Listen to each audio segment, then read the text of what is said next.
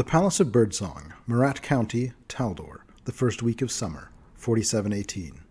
Dinner was being served at 8 p.m., the evening of the first night of the county jubilee. The ballroom was laid out for feasting, as the formal dining room was too small to accommodate 40 guests. The meat for the feast was first paraded live before the hungry guests by servants dressed as sheep. Rankle's watchful eye caught Baroness Voynim's well-disguised revulsion at the spectacle, and he nudged at Aurelius, who then caught it too. Finally a crack in her carefully controlled exterior. As the party went to sit down, their appointed jester and guide, the purple finch, directed them to their seats with a bow and a flourish. As she gave her bow, Titus Lothied Cassava had come up behind her and given her a firm smack on the behind. "Hey, cousin," said Titus to the Count across the way. "How come the newbies get the best-looking jester? Doesn't family count for anything these days?" Titus's antics seemed to have mortified the purple finch, as well as Lord Titus's own jester and guide, who was standing only a few feet away, and, of course, his fiancée, whose typical composure suddenly broke as she flashed hot with anger. Count Bartleby, well used to his cousin's obnoxious behavior, simply ignored him and continued directing his guests. It was Marius that stepped in. "Lord Titus," he said, "I don't know what the customs are like in Marat, but where I was raised, one doesn't put unwelcome hands on anyone, regardless of their station relative to yours. Please do us the courtesy of treating anyone in our party, including those assigned to us by the Count, with the appropriate dignity and respect." Titus was shocked by this admonition. His fiancée folded her arms and seemed to smile at Marius, seemingly pleased someone was finally giving Titus a bit of lip. "Well, I've heard it said that the Knights of the Realm have sticks up their asses," he said pointedly to Marius. "But whoever inserted yours during your knighting clearly chose a particularly long and jagged specimen. I'd advise you endeavour to remove it at some point so you can properly enjoy a playful jest when presented with one. Come, Lucretia, let us find our own seats. These people are terrible bores." Marius didn't respond to this, but he did catch Lucretia rolling her eyes slightly as she accepted the buffoon's arms and was drawn away to her own seat down the long table. Aurelius took the opportunity at dinner to converse with Baroness Voynim. "It's all too much, isn't it?" whispered Aurelius, indicating the shamefully dressed servants who were bringing the food. "There has been something of a social decay in Taldor as I've grown older," noted Voynim, and Aurelius couldn't help but notice that she was quite enjoying the red wine that Diyanah had brought with him. It was her second or third goblet, as far as Aurelius could tell. After a sip, Voynim continued.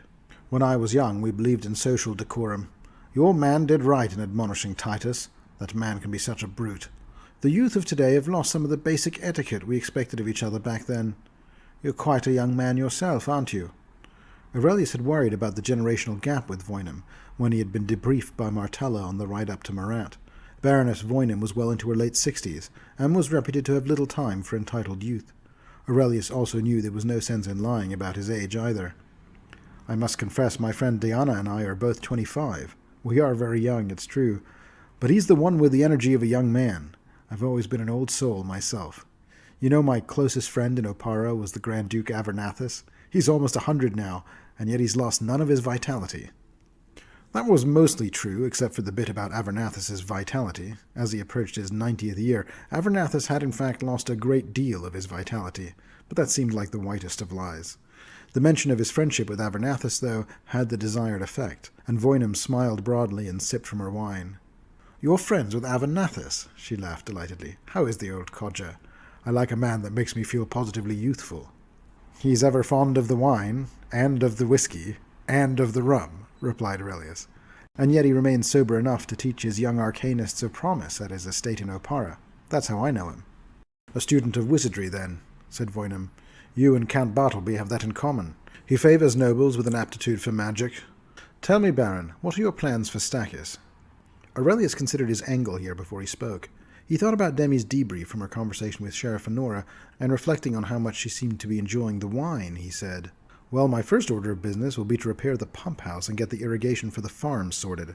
We want to get those back in working order so we can get some of the farms converted to vineyards again. I'm not sure if you're aware, but my friend Diyanah here is something of an expert in wine, and the red you're drinking, it's actually from his family holdings in the south." Voynim's tough exterior broke even further at this news. She sipped deeply from her cup. "Now that is an agenda I can get behind. His family wine is very good." She polished off the goblet and then tilted her head as if she were studying Aurelius and his genuineness for a moment before adding, "To fix the vineyards you'll need capital. I admit to a certain fondness for the grapes the Bettany vineyards once produced before the fields flooded, and I have very few bottles of the old wines the Bettanys once produced. I'd be willing to help fund some infrastructure repairs. I could offer up to 3,000 gold pieces in raw materials, but understand that this would be an investment, not a gift. I'd like to have my first pick of the wines as they are casked and bottled, and I'd like to be paid back in time from the proceeds of the vineyards, say at a simple annual interest rate of 3%. I think we'd accept your investment, said Aurelius without giving it a second thought. Now was the time to spend, the success of their endeavour in the short run mattering more than the future costs would. Plus Aurelius knew well enough she was being quite generous with her terms. They clinked goblets, and Aurelius promised to pay her a visit in Voinaris to finalize the agreement once he had fixed the pump house. After this, Aurelius turned around to look for Diyanah. He meant to tell his friend that it would be a high priority for them to get the Stackus vineyards fixed, and that he'd need his expertise in the winemaking field. But he could see that Diyanah had finally been tracked down and accosted by Baroness Crabby, who was attempting, as they all suspected she would, of playing matchmaker for her daughter with a muscular nobleman from the south. Aurelius opted not to interrupt this proceeding, for fear of ending up in the same position. "Isn't that incredibly impressive?" said Baroness Crabby to her daughter. "Lord Frascati earned the highest honours at the monastery of Jedafar. That's one of the most renowned monasteries of Irori in all of the Inner Sea. The monks there are said to have incredible strength and stamina." She nudged her daughter slightly. Diyanah wasn't quite sure how to respond to this.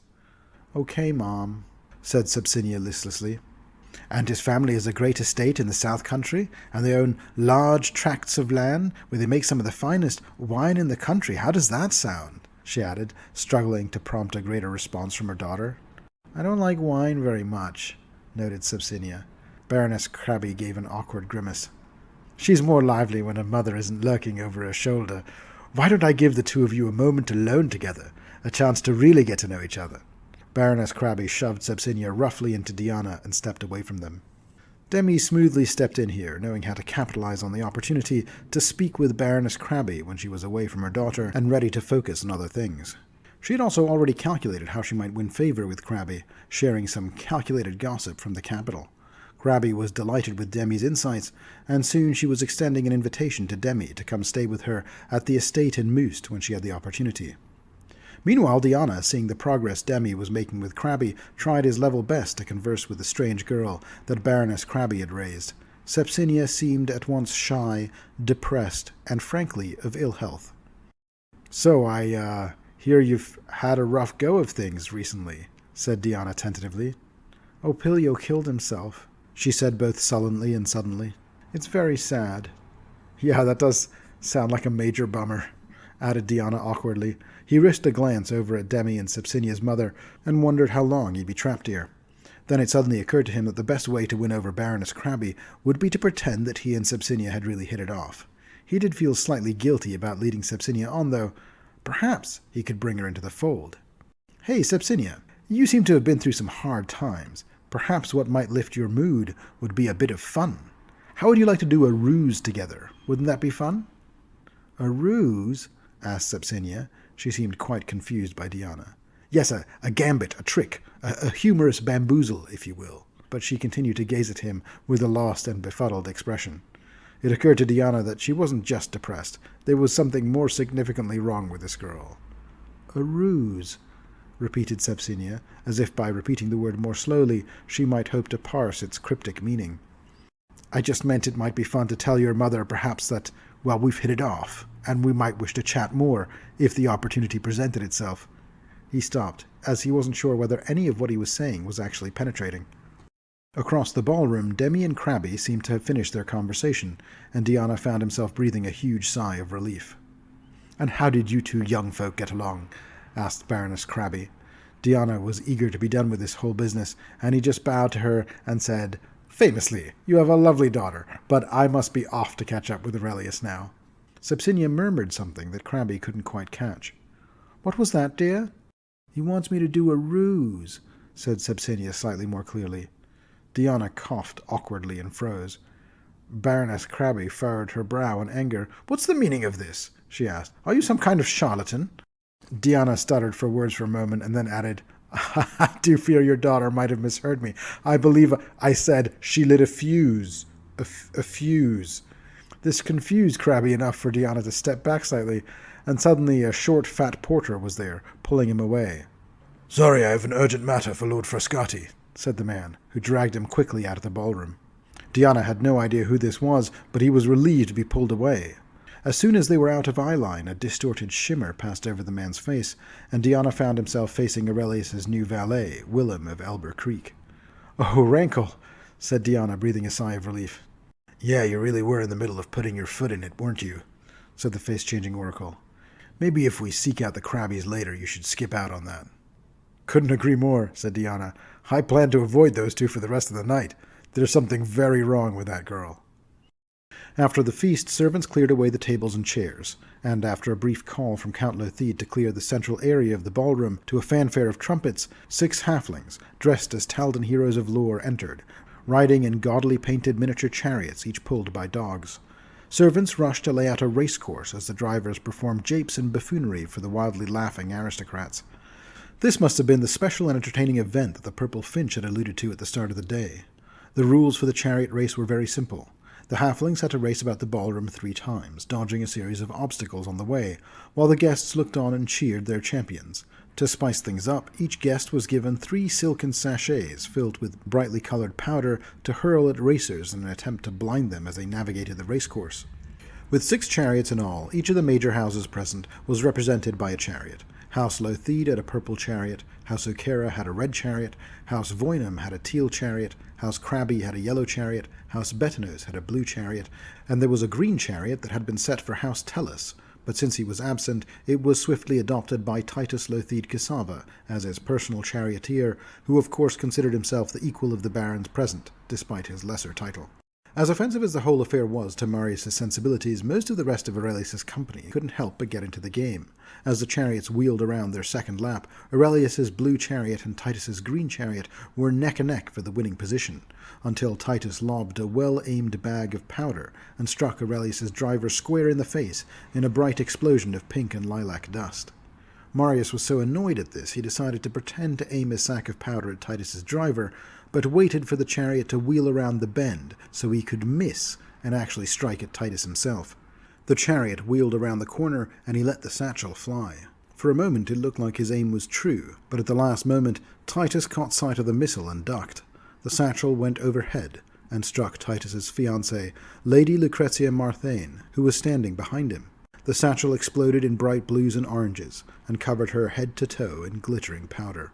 For a second she stood there expressionless and in shock, and then Titus turned around to look at her and burst into raucous laughter. That was the final nail in the coffin. Lucrezia stormed off in a huff, smouldering with anger, off to find a powder room so she could clean up. It took Marius a moment to recover from his own miscalculation, and then he very quickly followed Lucrezia out of the ballroom, and without really even thinking about it, he followed her to her destination to apologize. "Excuse me," she said indignantly, "it's not enough that you cover me in glitter, you have to barge in on me in the washroom as well." "I just wanted to tell you how tremendously sorry I am," said Marius. "I didn't intend to hit you with that. That was a terrible mistake." "No, you just intended to torture a poor halfling that's been forced to run around for your entertainment," said Lucrezia bitterly. She was looking at herself in the washroom mirror, and Marius was horrified to note that some tears were streaking the colored powder of her face. "Actually, I was hoping to get your fiancé with that throw," he said, "which maybe was petty of me, but I couldn't bring myself to throw these satchels at the halflings, regardless of where our champion was in the race. Please, let me help you clean up." Lucrezia managed a slight laugh. "Well, that's fair enough. If I could have, I'd be flinging powder at Titus as well. What an idiot." She said this last bit with a measure of resignation, and as much to herself as she did to Marius. "Yes, an idiot. If it's not too forward of me to ask," said Marius, "why are you with him? You seem like a reasonable person. You really don't have to marry him, you know, no matter how politically valuable such a union might be for you and your family." "Ha!" she laughed. "We haven't even spoken before, and already you presume to know me and my situation. Is that it?" "I'm sorry," Marius apologized. I knew I was speaking out of turn." No, she sighed. "You nailed it. Family pressure to marry well, the Lothides have a great name, Titus's uncle is the Duke, his cousin is the Count, my family's on the precipice of financial disaster, all the usual stuff. Hey, instead of judging me for putting up with that idiot, shouldn't I be the one judging you? I mean, you're a knighted commoner, aren't you? You didn't have to live this way. You could have stayed with your family in the hill lands. But no, you actively chose this life. No burden of responsibility or anything, right? If I may, miss, that's a weird way of looking at things. Wealth and power shouldn't be burdens, and they shouldn't have to turn people into assholes. Although I admit there are plenty of examples here today that suggest otherwise, said Marius. If people like the Lotheeds can be pushed in the right direction, they're the ones that can effectuate change. The kind of change that a lowly half-orc traveler wouldn't be able to effectuate, you understand? Ah, said Lucrezia, who finally calmed down and had mostly completed washing her face. So that's it, Sir Marius. You're a dreamer. That's what your Baron Aurelius will do then? Change things for the better? I believe we will, said Marius. Hard as it may be to believe, that's why I'm in Marat. Lucrezia appeared to be considering his words as she fished around for something in her purse. It was a silver tin of makeup. She set it on the countertop and applied it, and inspected her work before she spoke again. Well, you're probably right, she said, as she snapped the makeup tin closed and began placing it back in her purse. But sometimes, I think, just hang the rich. And she got up and walked out of the washroom. Marius saw something, though, something that changed everything, as she slid the makeup kit back into her purse, something that she didn't see him catch out of the corner of his eye. It was a mask of black and white, in the vague likeness of a swan. Even if she hadn't swept out in that moment, Marius likely wouldn't have said anything. He was stunned from the revelation and wasn't sure what to do about it. He wasn't even sure what he would tell his fellow companions in Martella's party of co-conspirators. He wasn't sure how they'd feel about it, and he hadn't made up his mind about what he himself felt about it. After taking a beat or two, Marius returned to the ballroom as well. The halfling chariot race was over. Baroness Voynam's halfling had won, and with a little fanfare, she was picking up another silly sculpted trinket from their host. He looked over across the way and observed Titus and Lucrezia. Titus was making an ass of himself as usual, somehow blaming his assigned jester for the failure of his own halfling charioteer.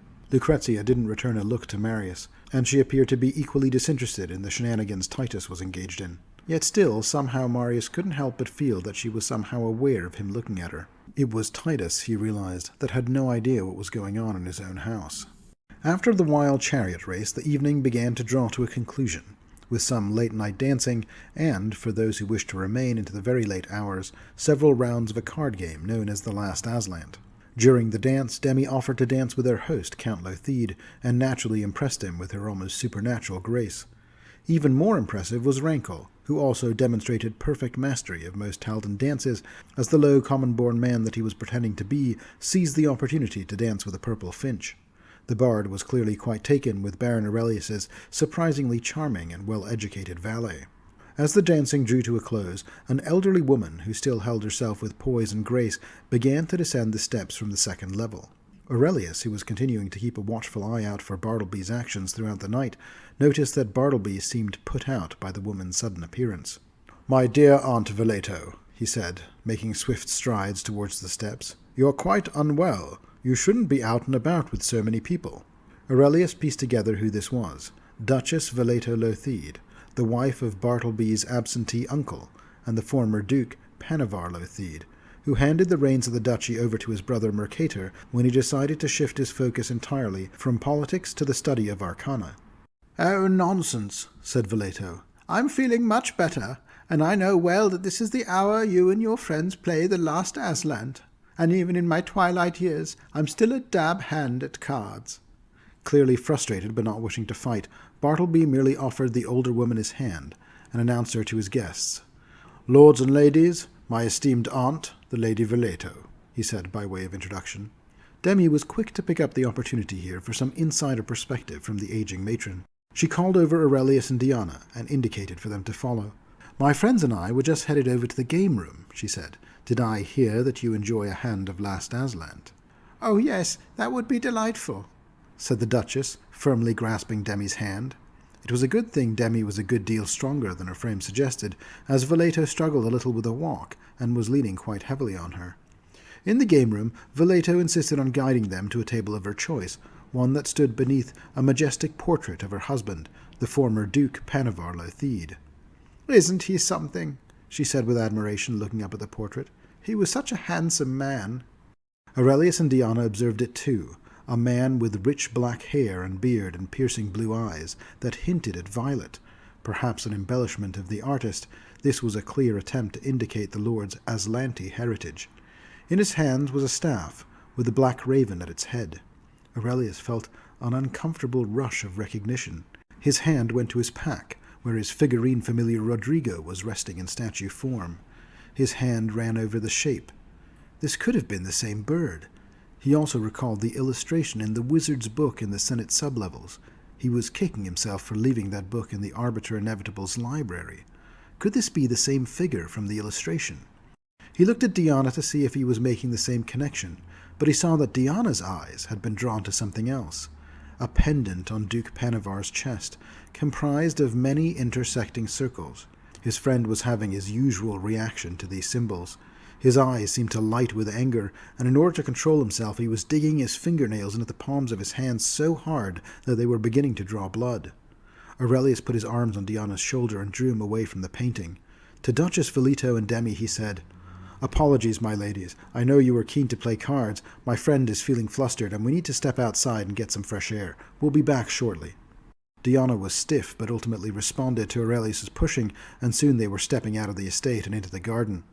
Meanwhile, inside, Demi understood what was happening to Diyanah, and she too recognized the circle symbols, similar to those being frantically drawn everywhere by the mad rat wizard in the Senate underlevels. "Tell me about Panavar," said Demi to Velito. "I wish to know everything." "Oh, he was such a bright young man, you know. We got to know each other better when I was at the Casimir finishing school, and he was studying evocation at the School of Wizardry. Of course, our families ran in the same circles, and we were both prominent Tandak prefecture families, so we crossed paths many times in our youth. Panavar was both physically athletic and a gifted arcanist, so it came as no surprise to us when his family and country pressured him to serve his country. That was before the long peace, of course, so we were still having plenty of troubles with Katheer." Demi nodded and sipped from her wine. "So he went to war then, after graduating?" she asked. "He did, but neither of us wanted to wait on our engagement for his return." Velito talked wistfully as she recalled her younger years, sighing between sentences and furrowing her brow as she recalled the increasingly murky details of her own past. Demi was thankful, and not for the first time, that as an android she would never age as humans do. "We feared the worst, so before he went off to war we had a hurried wedding. We had maybe a month together after that. A blissful time, as I recall it, before he was off. For 3 whole years I didn't see him. I wrote him letters, though, but the war kept him busy. And though in the first year he wrote back frequently, he rarely wrote in the following years. Of course, I told him that after he left I was pregnant. Twin girls, you see. Beautiful babies they were. Panavar wouldn't meet them until they were 3 years old. Of course, I would learn he wasn't much for raising children, my Panavar, though perhaps he might have been once. The war changed him, you see." "Changed him how?" asked Demi inquisitively. "In temperament," said Velito thoughtfully. "My young Panavar loved life. He enjoyed the company of others, and he laughed often. My older Panavar was more world-weary. He carried the weight of the world with him. He preferred solitude, and he wished to focus on his arcane studies. He built the extensive arcane laboratory here in the palace, actually. If Bartleby hasn't shown it to you, it's quite remarkable. And physically, too, he changed somewhat." This Demi found little more suspicious. He changed physically after the war. "Well, he was only 21 when he went off to war, and he was 24 when he returned. Sometimes people have a later growth spurt, after all. He was a larger man than I remember. He had grown up quite like his own uncle Prospero, who had been similarly just as broad-shouldered. They had other strange things in common, Prospero and my Panavar," she noted. "Such as?" asked Demi. "Well, they were both wizards, for one. And then, of course, they both simply disappeared one day, didn't they?" replied Velito. "Prospero went out for a hike one sunny summer day, down along the Casimir coast. It was maybe 6 months before Panavar and I were married. He never returned. The assumption was that he took a spill along the cliffs and fell into the sea, but his body was never recovered." "And your Panavar?" asked Demi nervously, and she suddenly got the eerie feeling that the painting was watching her. "Well, one summer day he told me he was going for a walk along the coast, and I remember I said to him, 'Please take someone with you. You do remember what happened to your uncle, don't you?' And he took that tone he used when he was irritated with me, and he said, 'Nonsense, I'm sure fitted as a goat.' And then he grabbed his coat, and he never returned. You think he died? Well, his brother Mercator declared him dead after a few years, and Bartleby certainly seems to think he's dead too. But I'm not so sure, replied the old Duchess. How do you mean? Asked Demi quizzically. It's just a feeling I get, she replied. I can feel his presence sometimes. I feel like I could just turn around some days and see him standing there. Maybe those are just the silly feelings of an old widow, but some part of me really believes I'll see him again some day. Bartleby just thinks I'm old and crazy, of course. Demi leaned in conspiratorially. Between you and me, I don't think you're crazy at all. The old Duchess liked this, and laughed warmly, but her laugh was interrupted with a cough, and the colour drained from her somewhat. Are you all right? Asked Demi. I've just suddenly gone quite faint, said the Duchess. Can you help me get back up the stairs? Of course, my dear, said Demi, offering her arm to help the woman back up the stairs. Bartleby was standing there, a nervous look in his eyes. How's my favourite aunt doing? He asked. She was delightful, reassured Demi. I'll help her up from here, said Bartleby, taking his aunt's hand and helping her up the steps. Demi looked at the two of them, and thought this was probably the kindest side of Bartleby she had seen to date.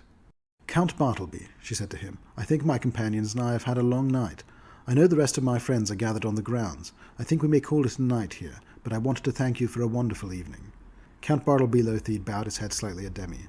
Tell Baron Aurelius it was good to meet him too, and also that his fine friends do a credit to him. I hope we will be fast friends.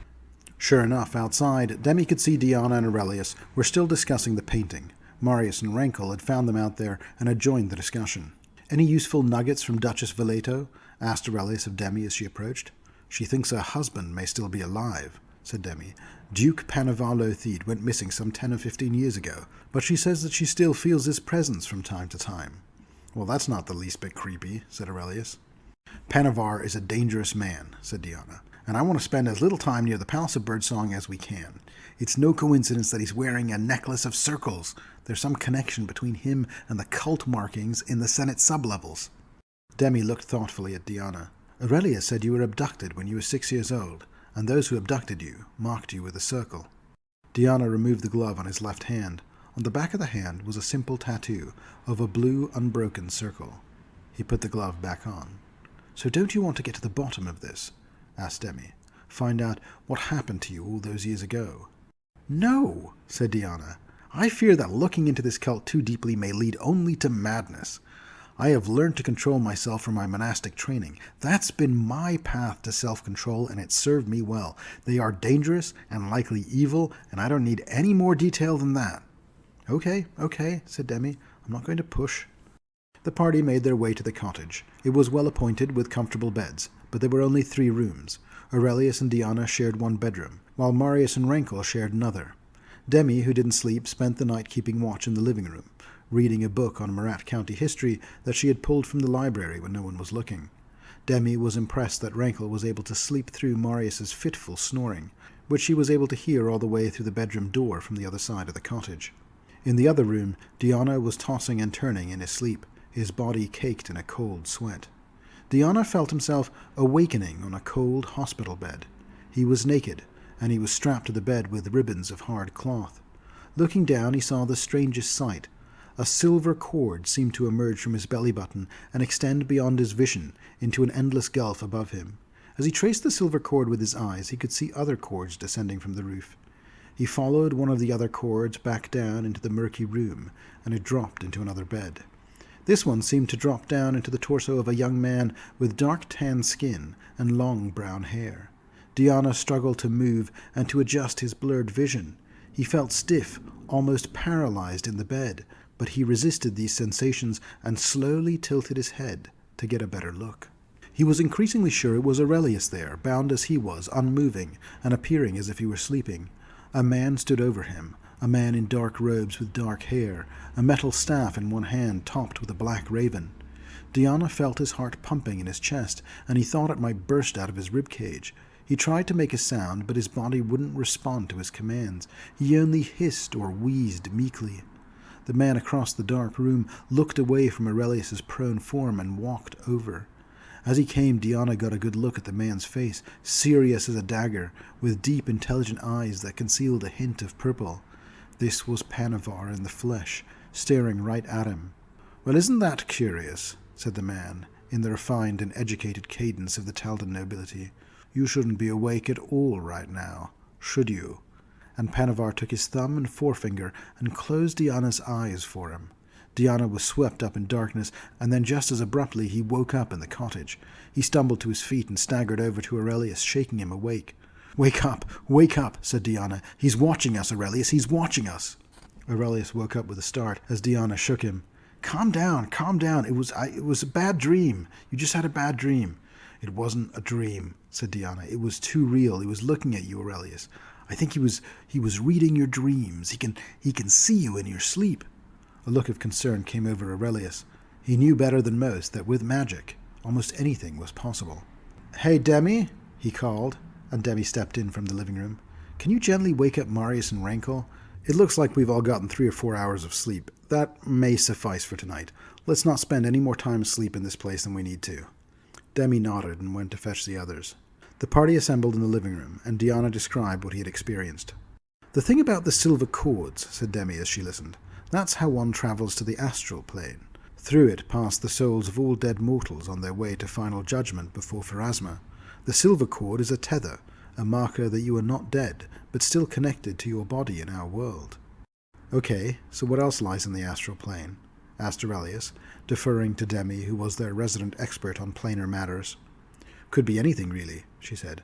"The astral plane is one of the transitive planes, connective tissue that holds all the planes of reality together." "Could it be connected to the dimension of dreams?" Aurelius asked. "Yes, theoretically," said Demi. "Dreamscapes may also connect with the astral plane." "Okay," said Aurelius. "Well, that settles it for me. No more sleeping at the Palace of Birdsong. If that gives Panavar access to us, let's avoid that for now." "It's customary among the nobility when one is invited to a fellow nobleman's estate to spend a night there," noted Demi. "I know that," said Aurelius, "but befriending Bartleby isn't actually our top priority. Replacing him as Count is, and given the potential dangers of the palace, I'd prefer to err on the side of caution." "Don't you think that we might all be being a little paranoid?" said Marius. "I feel like I was sleeping just fine. It's been a weird night, and I'm worried we're letting our imaginations run a little wild." "It's your call," said Aurelius. "I'm not sleeping any more tonight. I'll have some breakfast and chat with anyone that wants to stay awake with me, but if you want to get some proper rest before the hunt tomorrow, that's your call, Marius." "I feel rested enough," said Rankle. "I'm exhausted," said Diyanah, "but I'm not closing my eyes again in this cottage." "Suit yourselves," said Marius, and he wandered over to the room, closed his eyes, and was soon snoring fitfully once again. Breakfast the following morning was served in the garden. Aurelius and his company were not the only ones gathered who appeared to have slept poorly that night. Breakfast was spitchcock eel, a popular peasant dish in the area, elevated slightly for the nobility here. A large bowl of water filled with live eels was set before each guest, along with a miniature harpoon for them to spear their choice of fish. Once an eel was harpooned, servants split its belly open and grilled it beside the table. The main event for the second day was a hunt. Horses, a pair of Taldan bloodhounds, and various hunting weapons, including spears and bows, were provided by the host. The plains and woodlands around the nearby Kingswood, so named from when the Palace of Birdsong had been run by the family of the first Grand Prince Stavian, were rich in guineafowl, foxes, wild pigs, and even some larger game like deer and elk. The hunting grounds were assigned to each of the parties present for Bartleby's Jubilee by drawing lots. Before the lot drawing, Titus did a poor job of concealing the fact that he had been talking extensively to the fat adjudicator whose responsibility was for the drawing of lots, and at one moment Marius was sure he caught a warning glance from Lucrezia. Baron Aurelius and his crew were assigned to the Brashen Deeps, a hilly pine forest run through with rocky creeks and shallow caves located about 45 minutes away by horseback. As Aurelius and company readied their horses, Lord Titus Lothede was already taking off for his own assigned territory. As he departed, he couldn't resist but calling out, "If you're headed to the Brashen Deeps, beware of the vicious beast." Aurelius looked at the others. "Everyone agrees that Titus rigged the drawing of straws, right?" "Yeah, that seems pretty obvious at this point," agreed Rankle. "We should prepare for some trouble, whatever that may be." "Do you think it might be worth making a stink to the Count about interference?" asked Marius. Diyanah shook his head. "I think anything Titus can throw at us we can handle. Let's not make a fuss until we know what we're dealing with." They set forth at a good pace and reached their destination well within the hour.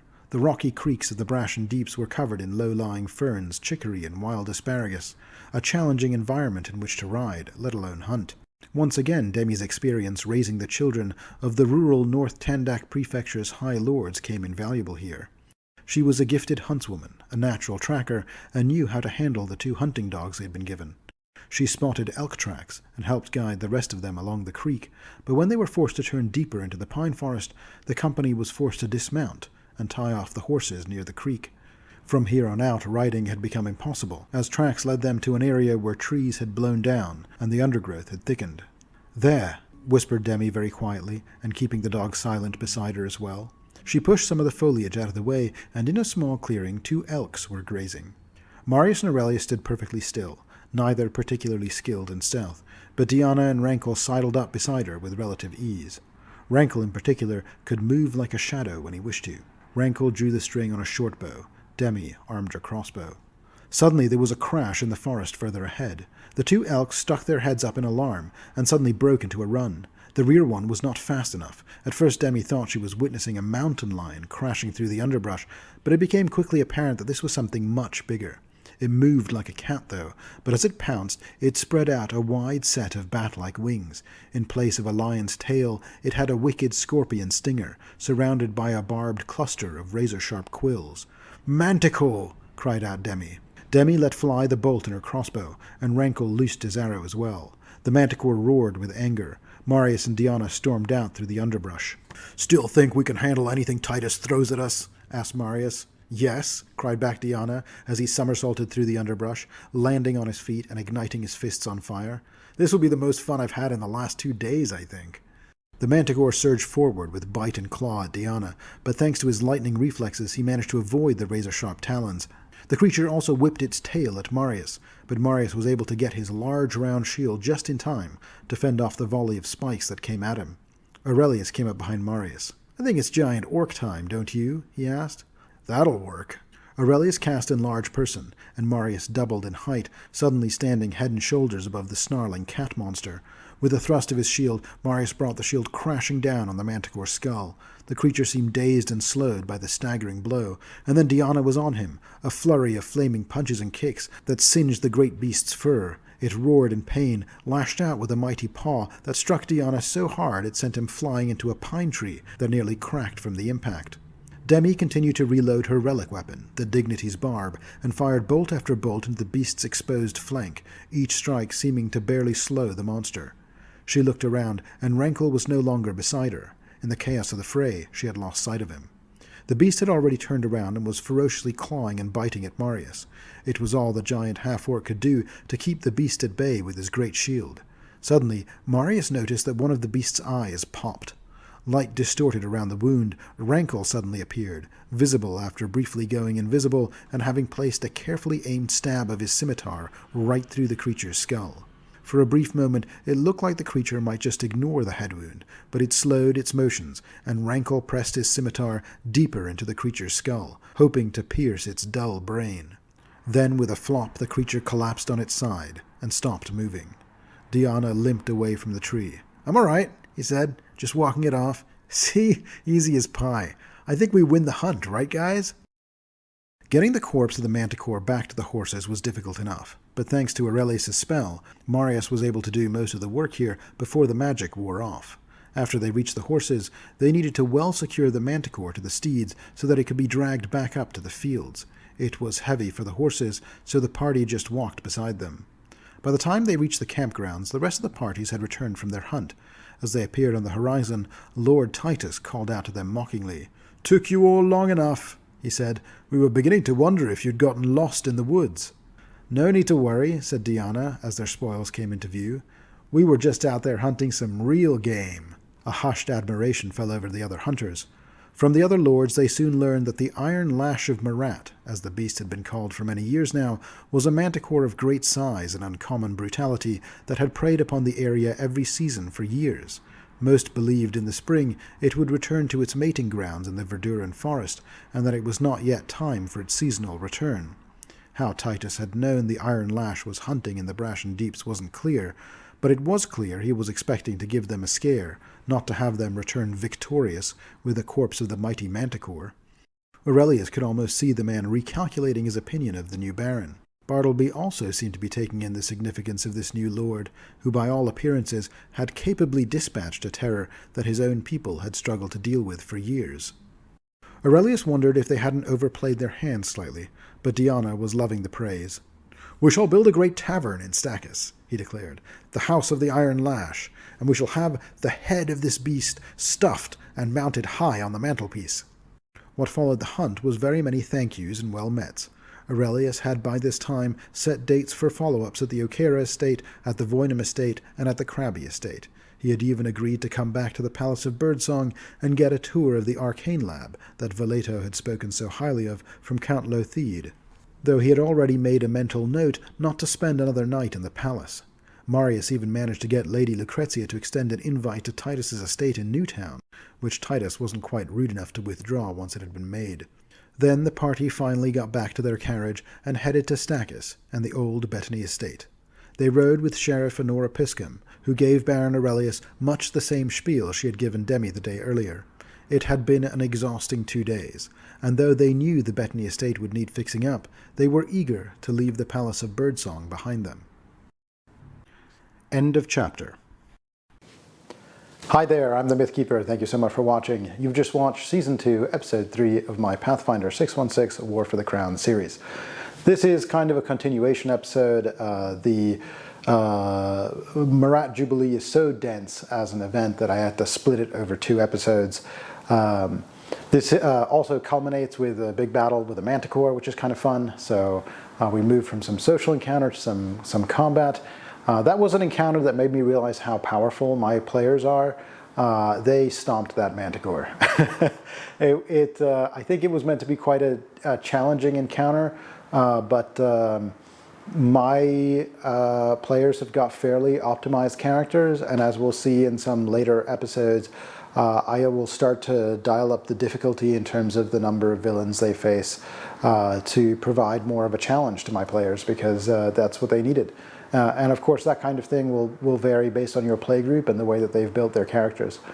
The other thing that I want to talk about this episode is the Night Swan. I touched on this ever so slightly in my last episode, but there were some slightly different choices I made in my version of events than in the canon version of events with regards to the Night Swan. And one of the biggest ones is that I decided that Lucrezia Marthane was going to be the fiancée of Titus Lothide, something which she isn't in the books. And the reason that I made that choice is I wanted to obfuscate who the Night Swan was. I knew that she was going to do this surprise appearance in the middle of the Jubilee and try to assassinate Bartleby, and I thought there would be a cool mystery around who that person might be. And I know my players, and I know that if I have a character that's present, they're going to ask a lot of questions of that character and be suspicious of why that character is there. So that was the case for example, Earl Yeander Mercandus. Almost immediately, as soon as I introduced that character with the fur coat, Diyanah went after him, started asking him a bunch of questions. We got those shenanigans that we saw in the first episode where he kind of insulted him. And so I knew that was going to happen if I introduced a named character, Lucrezia Marthane, but she didn't have any connective tissue with the other characters. On the other hand, I had characters like Sir Gul Guizarn, who was like an attaché to Count Lothide. I had characters like Sepsinia Crabby, who was associated with Dame Crabby, in my version Baroness Crabby. And we'll see that, or I found that if I had some of these other characters attached to other main characters that were serving a different function, it might potentially serve to obfuscate who that character actually was and what their purpose was. So my idea with tying Lucrezia to Titus was to initially give her almost a villainous veneer, so you wouldn't know who she was. And then sometimes you let the dice tell the story. So there was a sequence of unusual dice rolls that led to, in this case, Marius discovering her identity. First, he rolled a nat 1 when he tried to throw a satchel of pink dust at Titus, at which point I thought, it would be funny if with a nat 1 it hit somebody else near him, and obviously that was going to be Lucrezia because she's with him the whole time. And then when he followed her and had that conversation with her and got a little more clues as to her identity, I was going to leave it at that, but then at the end he did a perception check and he rolled a nat 20. So at that point the mystery was kind of revealed.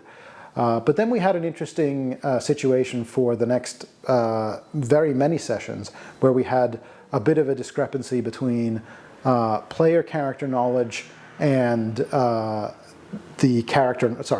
player knowledge and character knowledge, where essentially everybody around the table at that point was aware that Lucrezia was the Night Swan, but only Marius as a character knew that Lucrezia was the Night Swan. And whenever that sort of thing happens in game, it always depends on, you know, what sort of comfort level your players have with that kind of discrepancy of information. Is it fun for them? Do they prefer to share everything? In our case, I think it worked reasonably well. And I think, as we'll see in a few episodes down the line, it created some funny interactions between Demi and Marius that we'll get to. But those are the major things that I have to say on the subject of this episode. I hope to see you all for the next episode. It'll be a fun one. Like, subscribe, all the usual things. I'll see you next time.